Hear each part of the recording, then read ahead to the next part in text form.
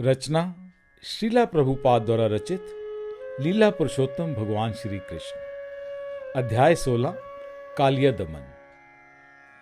जब श्री कृष्ण जान गए कि यमुना का जल काले सर्प या कालिये द्वारा दूषित किया जा रहा है, तो उन्होंने उसके विरुद्ध कार्रवाई की और उसे यमुना छोड़कर अन्यत्र जाने के लिए बाध्य कर दिया। इस तरह यमुना का जल शुद्ध हो गया। जब सुखदेव गोस्वामी ये कथा सुना रहे थे, तो महाराज परीक्षित को श्री कृष्ण की बाल लीलाओं के विषय में और अधिक सुनने की जिज्ञासा हुई। उन्होंने सुखदेव गोस्वामी से पूछा कि श्री कृष्ण ने उस कालिये को किस प्रकार दंडित किया जो वर्षों से उस जल में रह रहा था। वस्तुतः महाराजा परीक्षित कृष्ण की दिव्य लीलाओं को सुनने के लिए अधिकाधिक उत्सुक हो रहे थे और उन्होंने अपना प्रश्न बड़ी ही रुचि के साथ पूछा। सुखदेव महाराज ने इस कथा को इस प्रकार सुनाया। यमुना नदी में एक विशाल झील थी जिसमें कालिये नाग रहता था। उसके विष से सारा क्षेत्र इतना दूषित हो गया था कि उसमें से 24 घंटे विषैली भाप निकलती रहती थी।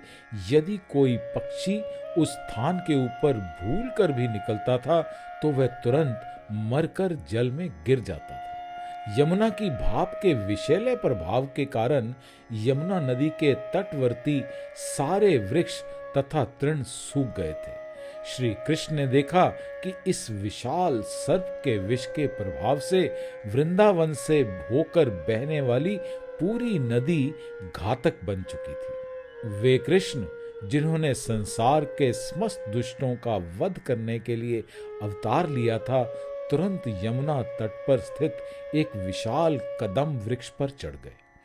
कदम एक गोल पीले फूल वाला वृक्ष है जो सामान्यतः वृंदावन के क्षेत्र में ही दिखता है। इस वृक्ष की चोटी पर चढ़कर उन्होंने अपना फैंटा कसा और पहलवान की भांति अपनी भुजाएं ठोककर वह उस विषैली झील के बीचों बीच कूद पड़े। श्री कृष्ण जिस कदम वृक्ष से कूदे, एकमात्र वही वृक्ष था जो सूखने से बचा हुआ था।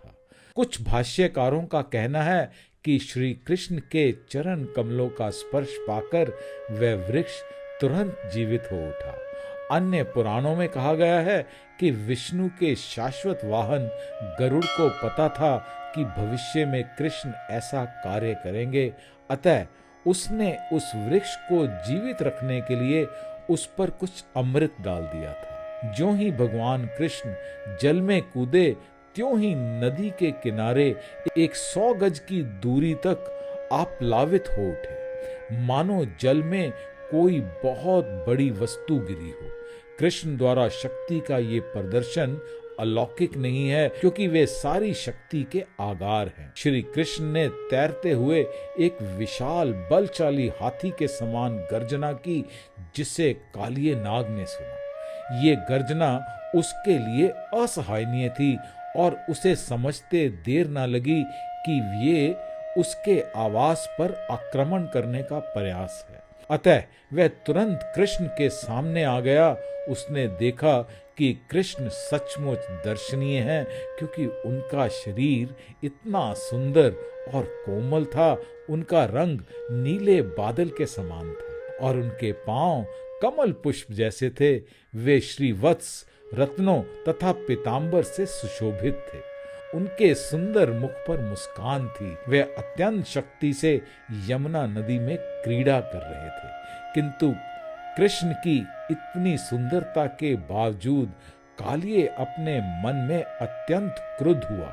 अतः उसने उन्हें अपनी कुंडली में दबोच लिया। कृष्ण को इस अविश्वसनीय प्रकार से सर्प की कुंडली में बंधा देखकर स्नेही ग्वाले तथा वृंदावन के अन्य वासी अत्यंत भयभीत हो उठे।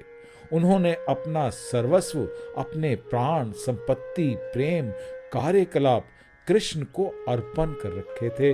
कृष्ण को उस स्थिति में देखकर वे अत्यंत भयभीत होकर भूमि पर गिर पड़े।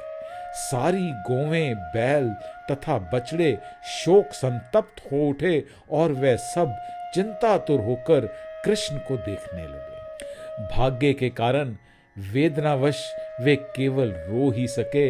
वे अपने प्यारे कृष्ण को सहायता पहुंचाने में असमर्थ थे और मात्र यमुना के तट पर खड़े थे। जब ये घटना यमुना तट पर घट रही थी तो कुछ अपशकुन भी प्रकट होने लगे थे। पृथ्वी हिलने लगी थी, आकाश से उल्का पिंड गिरने लगे थे और मनुष्यों के शरीर के बाएं अंग कांपने लगे थे। वे सब आसन संकट के संकेत थे। इन अशुभ संकेतों को देखकर महाराज नंद समेत सारे ग्वाले भयवश अत्यंत चिंतित हो उठे और उसी समय उन्हें सूचित किया गया कि कृष्ण अपने बड़े भाई बलराम के बिना ही चरागाह गए हैं। जो ही नंद, यशोदा तथा ग्वालों ने ये खबर सुनी तो वे और अधिक चिंतित हो उठे। कृष्ण के प्रति अत्याधिक स्नेह के कारण तथा कृष्ण की शक्ति से अपरिचित होने के कारण वे सब शोक तथा चिंता से अभिभूत हो उठे, क्योंकि उन्हें कृष्ण से अधिक प्रिय और कुछ भी न था और उन्होंने कृष्ण के लिए अपना जीवन, धन, स्नेह, मन तथा कर्म सब कुछ अर्पित कर दिया था। कृष्ण के प्रति अत्यधिक आसक्ति होने से उन्होंने सोचा आज कृष्ण अवश्य ही विनष्ट हो जाएंगे। वृंदावन के सारे वासी कृष्ण को देखने के लिए गांव से बाहर आ गए। इस मंडली में बच्चे, युवक, वृद्ध, स्त्रियां, पशु और सारे जीव थे। वे जानते थे कि कृष्ण ही उनके एकमात्र जीवन आधार हैं। जब ये घटना घट रही थी तो समस्त ज्ञान के स्वामी बलराम खड़े खड़े हंस रहे थे। उन्हें पता था कि उनका छोटा भाई कृष्ण कितना शक्तिशाली है और जब कृष्ण एक सामान्य संसारी सर्प से लड़ रहे थे तो चिंता की कोई बात ही न थी।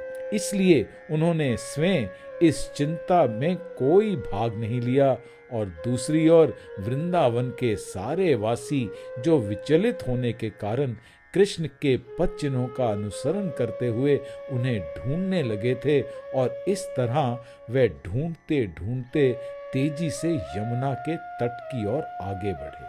अंततो गत्वा ध्वजा, बाण तथा शंख से अंकित पद चिन्हों का अनुसरण करते करते वृंदावनवासी नदी तट पर पहुंचे और देखा कि सारी गौवें तथा बालक कृष्ण को कालिये नाग की कुंडली में बंधा देखकर विलाप कर रहे थे। तब वे सब और भी अधिक शोकमगन हो गए। यद्यपि उनके विलाप पर बलराम हंस रहे थे, किंतु सारे ब्रजवासी तो दुख के सागर में निमग्न थे, क्योंकि वे सोच रहे थे कि कृष्ण का अंत हो चुका है। यद्यपि वृंदावनवासी कृष्ण के विषय में अधिक नहीं जानते थे, किंतु कृष्ण के प्रति उनका प्रेम अतुलनीय था। जो ही उन्होंने देखा कि कृष्ण कालिया नाग की कुंडली में बंधे हैं, सारी गौवें तथा बालक विलाप कर रहे हैं, तो उन्होंने कृष्ण की मैत्री, उनका हंसमुख चेहरा, उनके मीठे शब्द तथा अपने साथ उनके व्यवहार की बातें याद आने लगी। ये सब सोचते हुए तथा ये देखकर कि कृष्ण अब कालिये नाग की चंगुल में फंसे हैं, उन्हें तीनों लोग शून्य प्रतीत होने लगे। भगवान चैतन्य ने भी कहा है कि कृष्ण के बिना उन्हें तीनों लोग शून्य प्रतीत हो रहे थे। कृष्ण भावनामृत की ये चरम अवस्था है। वृंदावन के लगभग समस्त वासी कृष्ण के लिए सर्वाधिक प्यार रखते थे। जब माता यशोदा वहां आई तो वह यमुना नदी में घुसने लगीं, किंतु जब लोगों ने उन्हें रोक दिया तो वह मूर्छित हो गईं। अन्य संतप्त मित्रों के नेत्रों से अश्रुओं की झड़ी लगी थी। जो नदी की तरंगों जैसे उमड़ रही थी, क्योंकि वे सब माता यशोदा को सचेत करने के लिए कृष्ण की दिव्य लीलाओं का जोर जोर से वर्णन करने लगे। फिर भी वे निश्चल बनी रहीं, मानो मृत हों, क्योंकि उनकी चेतना कृष्ण के मुख पर केंद्रित थी। नंद तथा अन्य सारे लोग जो कृष्ण अपने प्राण न्यौछावर कर रखे थे, यमुना जल में घुसने को सनद थे, किंतु बलराम ने उन सबको मना कर दिया, क्योंकि उन्हें ज्ञात था कि कृष्ण को किसी तरह का कोई संकट नहीं है। 2 घंटे तक कृष्ण सामान्य शिशु की भांति कालिए की कुंडली में बंधे रहे, किंतु जब उन्होंने देखा कि गोकुल के सारे वासी, उनके माता पिता, गोपियां, ग्वाले तथा गायें सभी मृत प्राय हैं और आसन मृत्यु से उनको कोई छुटकारा नहीं है, तो कृष्ण ने तुरंत अपने आप को मुक्त कर लिया। वे अपने शरीर का विस्तार करने लगे। अतः जब सर्प ने उन्हें पकड़े रखना चाहा, उसे काफी जोर यानी कि खींचतान लगाना पड़ा। इस जोर के कारण उसकी कुंडली शिथिल पड़ गई और अब उसके पास भगवान कृष्ण को छोड़ देने के अतिरिक्त और कोई चारा न रह गया था। तब कालिया अत्यंत क्रुद्ध हुआ और उसने अपने विशाल फन फैला लिए। उसने अपने नथनों से विशैली फुतकार की, उसकी आंखें अग्नि के समान दहक उठीं और उसके मुख से ज्वाला निकलने लगी। वह विशाल नाग कुछ काल तक शांत प्रभाव से कृष्ण को देखता रहा, फिर अपनी दुधारी जीभ से होंठ चाटते हुए दोहरे फनों और विशैले नेत्रों वाले उस नाग ने कृष्ण को देखा। कृष्ण तुरंत उस पर टूट पड़े, जिस प्रकार गरुड़ सर्प पर झपटता है। इस प्रकार हमला किए जाने पर कालिए ने कृष्ण को डसना चाहा, किंतु कृष्ण उसके चारों ओर घूमने लगे। कृष्ण तथा कालिए दोनों के चक्कर काटते रहने से सर्प धीरे धीरे थकने लगा और उसका बल घटने लगा। कृष्ण ने तुरंत सर्प के फनों को नीचे दबाया और झट से कूदकर उन पर चढ़ गए। भगवान के चरण कमल सर्प के फनों की मनियों की किरणों से लाल रंग के दिख रहे थे। फिर नृत्य जैसी संपूर्ण कलाओं के मूल अधीश्वर भगवान श्री कृष्ण सर्प के फनों पर नाचने लगे, जो इधर उधर हिल रहे थे। ये देखकर स्वर्ग के निवासी उन पर पुष्पों की वर्षा करने लगे, दुदंभियां बजाने लगे और विविध प्रकार की बांसुरियां बजाकर गीत तथा स्तुतियां गाने लगे। इस प्रकार गंधर्व, सिद्ध तथा देवता आदि स्वर्ग के निवासी अत्यंत प्रसन्न हुए। जब कृष्ण कालिए के फनों पर नाच रहे थे, तो उसने अन्य फनों के द्वारा उन्हें नीचे गिराना चाहा। कालिए के लगभग 100 फन थे, किंतु कृष्ण ने सबों को अपने वश में कर रखा था। वे उन पर अपने चरण कमलों का प्रहार कर रहे थे, जो कालिए के लिए असहायनीय हो रहा था। धीरे धीरे कालिए के प्राणों पर आ बनी वह सभी प्रकार का मल वमन करने लगा और अपने फूतकार से अग्नि निकालने लगा। इस प्रकार अपने भीतर से विषैले पदार्थ निकाल निकाल कर कालिए पापमय स्थिति को प्राप्त हो गया। वह अत्यंत क्रोध से आत्मरक्षा के लिए संघर्ष करने लगा और भगवान को मारने के लिए अपना एक फन उठाया, किंतु तुरंत उसे पकड़कर पाद प्रहार द्वारा वश में कर लिया और उस पर नाचने लगे। ऐसा लग रहा था कि मानो भगवान विष्णु की पूजा हो रही है। सर्व के मुख से निकल रहे विष पुष्पांजलि से प्रतीत हो रहे थे। फिर कालिए अपने मुख से विष के स्थान पर रक्त वमन करने लगा और बुरी तरह थक गया। उसका सारा शरीर भगवान के चरण प्रहारों से जर्जर हो उठा। अंततः वह अपने मन में समझ गया कि कृष्ण श्री भगवान हैं, अतः वह उनकी शरण में आया।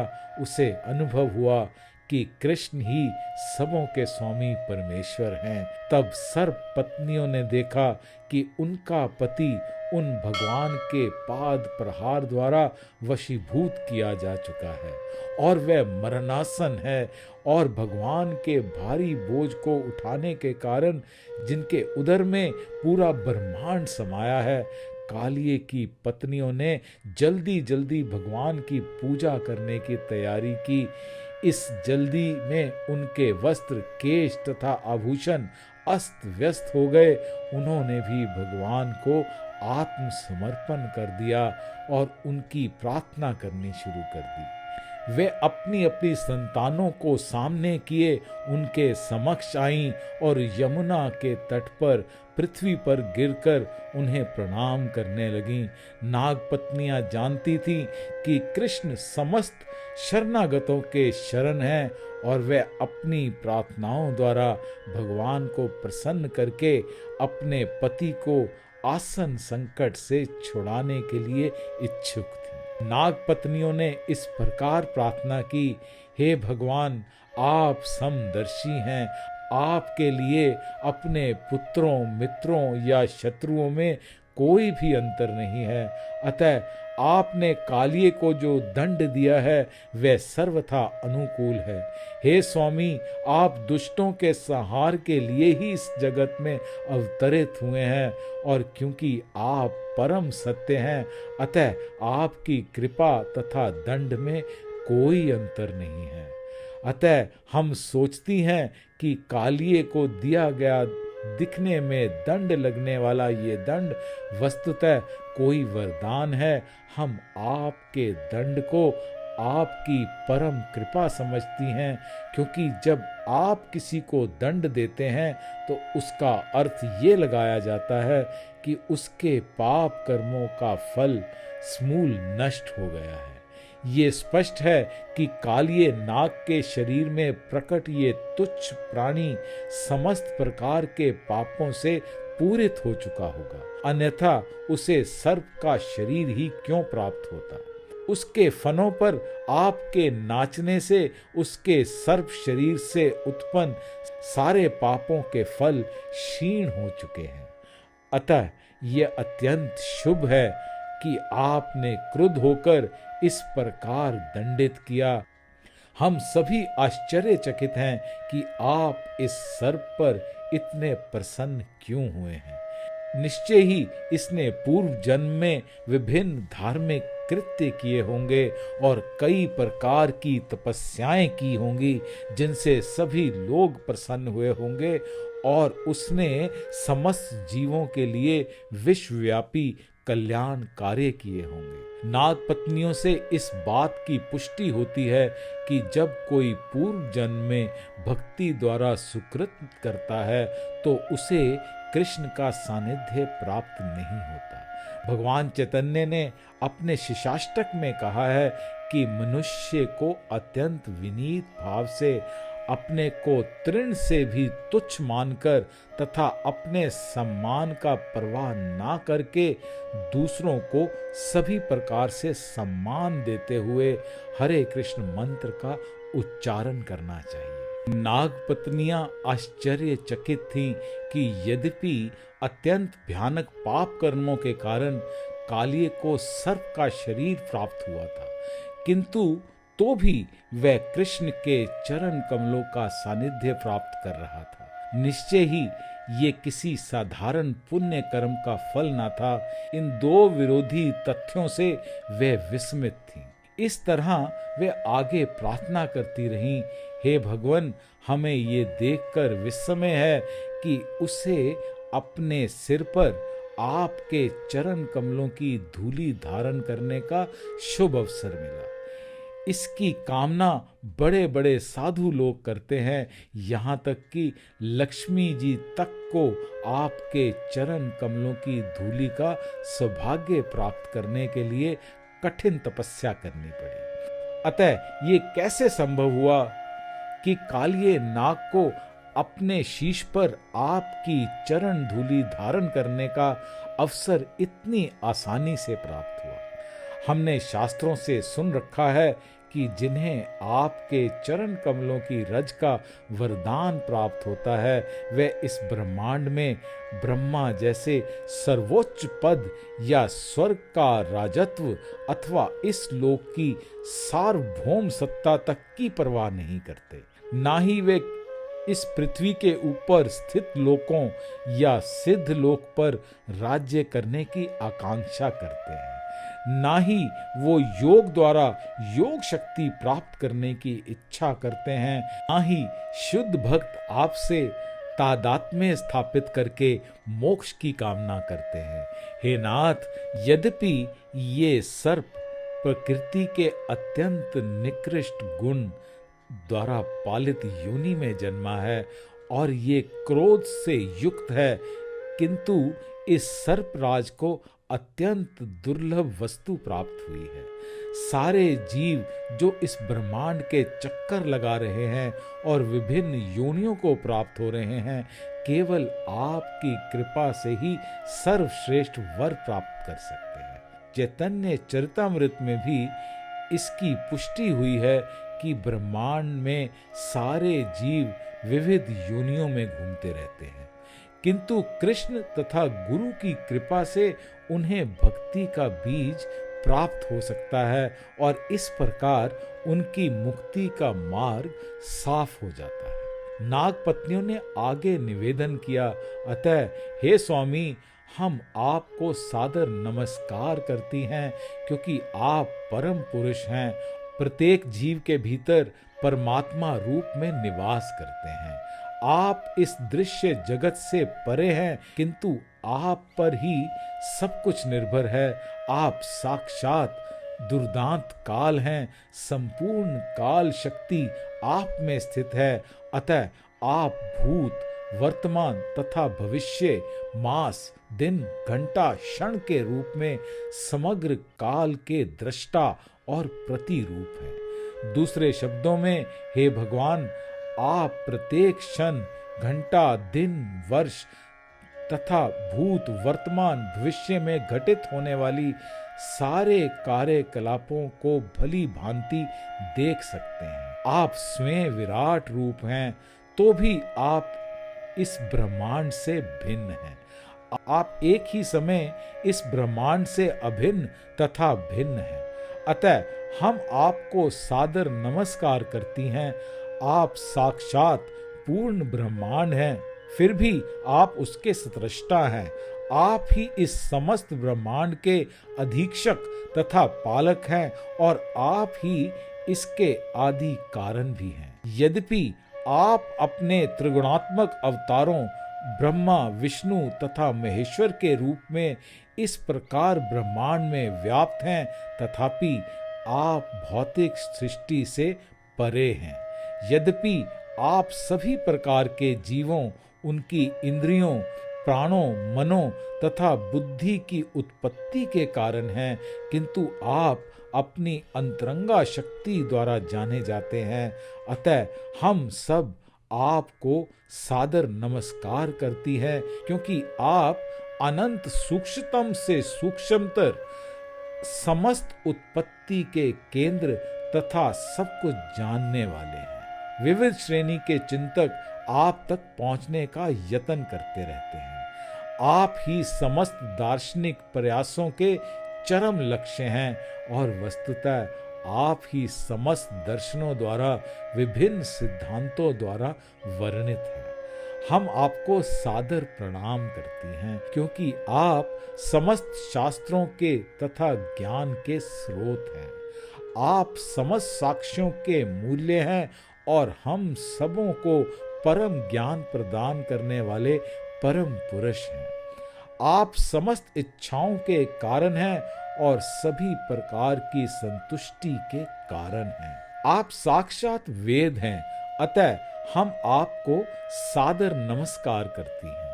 हे भगवान, आप भगवान श्री कृष्ण हैं और आप परम भोक्ता भी हैं, जो अब सात्विक भाव रूप वसुदेव के पुत्र के रूप में प्रकट हुए हैं।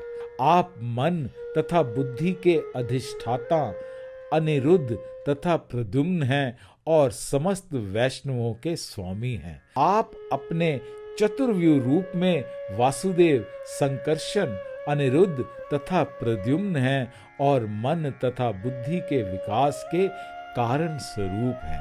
आपके कार्यकलापों से ही सारे जीव या तो विस्मृत से आवृत हो उठते हैं, या वो विस्मृति से आवृत हो उठते हैं, या अपने असली स्वरूप को पहचान लेते हैं। इसकी पुष्टि भगवद गीता के 15वें अध्याय में इस प्रकार हुई। भगवान सबों के हृदय में परमात्मा रूप में स्थित है और उनकी उपस्थिति के कारण ही जीव या तो अपने आप को भूल जाता है और अपने आदि स्वरूप को पहचान लेता है। हम कुछ कुछ समझती हैं, आप हमारे हृदयों में हमारे सारे कार्यों के साक्षी रूप में स्थित है, किंतु आपकी उपस्थिति की अनुभूति कर पाना अत्यंत कठिन है। यद्यपि हम में से प्रत्येक कुछ सीमा तक ऐसा कर सकती हैं, आप भौतिक तथा आध्यात्मिक शक्तियों के परम नियंता हैं। अतः आप परम अग्रणी हैं, यद्यपि आप इस दृश्य जगत से भिन्न हैं। आप इस दृश्य जगत के प्रत्येक अव्यय के साक्षी तथा सतृष्टा है। अतः आपको हम नमस्कार करती हैं। हे भगवान, आपको इस दृश्य जगत की उत्पत्ति करने में व्यक्तिगत रूप से कुछ भी करना नहीं पड़ा। आप अपनी विविध शक्तियों सतो, रजो तथा तमोगुण के द्वारा इस दृश्य जगत की उत्पत्ति, पालन तथा संहार करते हैं। आप समस्त काल शक्ति के नियंता रूप में अपने भ्रिकुटी विलास मात्र से ही इस ब्रह्मांड की उत्पत्ति करते हैं और प्रकृति की उन विभिन्न शक्तियों को जो विभिन्न प्राणियों पर विभिन्न रूप से कार्य कर रही हैं, शक्ति प्रदान करते हैं। अतः कोई भी इसका अनुमान नहीं लगा सकता कि इस संसार के भीतर आपके कार्यकलाप किस तरह चलते रहते हैं। हे प्रभु, यद्यपि आपने उत्पत्ति, पालन तथा संहार के लिए ब्रह्मा, विष्णु तथा शिव इन 3 प्रमुख देवों के रूप में अपना विस्तार किया है, किंतु भगवान विष्णु के रूप में आपका अवतार प्राणियों के वरदान के लिए है।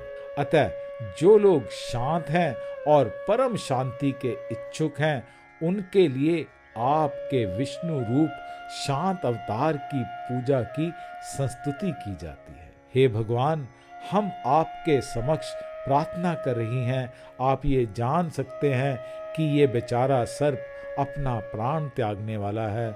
आप जानते हैं कि हम स्त्रियों के लिए हमारा पति ही सर्वस्व है। अतः हमारी प्रार्थना है कि आप हमारे पति कालिए नाग को क्षमा कर दें, क्योंकि यदि ये सर्प मारा जाता है तो हम सब घोर संकट में पड़ जाएंगे। आप हम पर कृपा करें और इस परम पापी को क्षमा दान करें। हे प्रभु, प्रत्येक जीव आपकी संतान है और आप हर एक का पालन करते हैं। ये सर्प भी आपकी संतान है, अतः आप इसे क्षमा करें। भले ही इसने आपकी शक्ति को जाने बिना आपके प्रति अपराध किया है। हमारी प्रार्थना है कि इस बार इसे क्षमा करें। हे प्रभु, हम आपको अपनी प्रेममयी सेवाएं अर्पित कर रही हैं, क्योंकि हम सभी आपकी नित्य सेविकाएं हैं। आप हमें जो भी आदेश देंगे हम उसका पालन करेंगी। यदि कोई आपके आदेशों का पालन करे तो वह अपनी सारी निराशा से मुक्त हो सकता है। नाग पत्नियों द्वारा प्रार्थना किए जाने पर भगवान कृष्ण ने कालिए को अपने पाश से मुक्त कर दिया। कालिए पहले ही भगवान के प्रहार से अचेत था। अब चेतना आने पर तथा पाश से मुक्त होने पर कालिए में प्राण का संचार हुआ और उसकी इंद्रियां चैतन्य हो उठी। वह हाथ जोड़कर परम भगवान कृष्ण से प्रार्थना करने लगा। मेरा जन्म ऐसी योनि में हुआ है कि मैं तमोगुण के कारण स्वभाव से क्रोधी तथा ईर्ष्यालु हूँ। आप भली भांति जानते हैं कि प्राकृतिक स्वभाव को त्याग पाना कितना कठिन है। यद्यपि इस स्वभाव के कारण ही जीव एक शरीर से दूसरे में देहांतर करता रहता है। भगवद गीता में भी कहा गया है कि भौतिक प्रकृति के चंगुल से छुटकारा पाना अति कठिन है, किंतु यदि मनुष्य भगवान कृष्ण की शरण में चला जाता है तो प्रकृति के गुणों का उस पर कोई प्रभाव नहीं पड़ता। कालिये ने आगे कहा, हे प्रभु, आप प्रकृति के उन समस्त गुणों के मूल सृष्टा हैं जिनसे इस ब्रह्मांड की उत्पत्ति होती है। आप जीवों की उन विभिन्न प्रवृत्तियों के कारण स्वरूप हैं जिनके कारण उन्हें विभिन्न प्रकार के शरीर प्राप्त होते हैं। हे स्वामी, मैं सर्प के रूप में उत्पन्न हुआ हूँ, अतः स्वभाव से ही मैं अत्यंत क्रोधी हूँ। अतः आपकी कृपा के बिना इस स्वभाव को त्याग सकना कैसे संभव हो सकता है। आपकी माया के बंधन से छूट पाना बहुत कठिन है। आपकी माया से ही हम आपके दास बने हुए हैं। हे भगवान, मेरी इन अप्रहार्य भौतिक प्रवृत्तियों के लिए मुझे क्षमा प्रदान करें। मैं आपकी शरण में आया हूँ। अब आप चाहें तो मुझे दंड दें या मुझे बचा लें। ये सुनकर बाल रूप श्री भगवान ने सर्प को इस प्रकार आदेश दिया, तुम तुरंत इस स्थान को छोड़कर सागर में चले जाओ। अब इसमें तनिक भी विलंब ना लगे। तुम अपने साथ अपनी पत्नियां, पुत्र और अपनी संपत्ति ले जा सकते हो। अब तुम यमुना के जल को दूषित ना करना, जिससे इसके निर्मल जल को निर्बाध होकर हमारी गौएं तथा ग्वाल बाल पी सके। तब भगवान ने घोषणा की कि कालिये नाग को दिया गया संदेश सब सुन लें, जिससे अब उस कालिये से कोई न डरे। जो कोई कालिये दमन की इस कथा को सुनता है, उसे सर्पों के ईर्ष्यालु कर्मों से डरने की कोई आवश्यकता नहीं रहती। भगवान ने यह भी उद्घोष किया है कि यदि कोई इस कालिया झील में स्नान करता है, जहां मैंने तथा मेरे ग्वाल बालों ने स्नान किया है, या यदि कोई एक दिन उपवास रखकर इसके जल से पितरों को तर्पण करता है, तो वह सारे पापों के फलों से मुक्त हो जाएगा। भगवान ने कालिये को भी आश्वासन दिया कि तुम यहाँ पर गरुड़ के भय से भाग कर आए थे, क्योंकि वह समुद्र की निकटवर्ती सुंदर भूमि पर तुम्हारा भक्षण करना चाहता था। अब तुम्हारे सिर पर मेरे चरण कमलों के चिन्ह देखकर गरुड़ तुमसे कुछ नहीं कहेगा। भगवान कालिये तथा उसकी पत्नियों पर प्रसन्न हुए। उनका आदेश पाते ही कालिये तथा उसकी पत्नियां सुंदर वस्त्र, फूल, माला, रतन, आभूषण, चंदन, कमल पुष्प तथा फलों के भेंट चढ़ाकर उनकी पूजा करने लगे। इस प्रकार उन्होंने अपने शत्रु गरुड़ के स्वामी को प्रसन्न कर लिया था, जिससे वे बहुत भयभीत थे। फिर श्री कृष्ण के आदेश का पालन करते हुए उन्होंने यमुना झील छोड़ दी। इस प्रकार लीला पुरुषोत्तम भगवान श्री कृष्ण के अंतर्गत कालिये दमक नामक 16वें अध्याय का भक्ति वेदांत तात्पर्य पूर्ण हुआ। हरे कृष्णा।